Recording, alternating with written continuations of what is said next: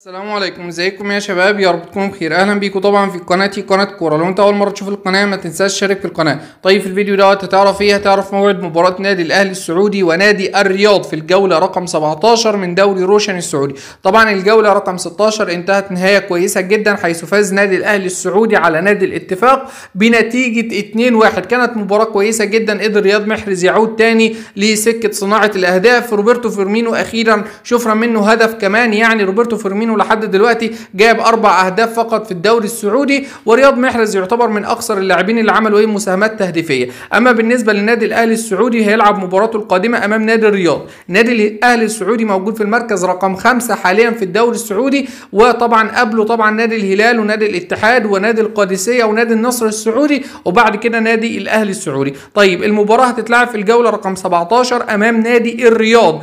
استاد الامير عبد الله الفيصل هو اللي هيستضيف المباراه دي يوم الاحد القادم، يوم 26/1/2025 الساعه 6 مساء بتوقيت مصر، والساعه 7 بتوقيت السعوديه والكويت والعراق وقطر وسوريا وليبيا وفلسطين واليمن، والساعه 8 بتوقيت الامارات وسلطنه عمان، والساعه 5 بتوقيت تونس والجزائر والمغرب. الاس اس سي سبورت رقم 1 قناه ناقله، وشاهد في اي بي ايضا قناه ناقله، وطبعا عندك موقع يلا شوت كوره لايف، دول بينقلوا المباريات كلها مجاني، وايضا بتلاقي فيه بث مباشر موجود على الفيسبوك. مستني توقعك في المباراه في الكومنتات. لو انت اول مره تشوف القناه يا ريت تشترك في القناه. سلام.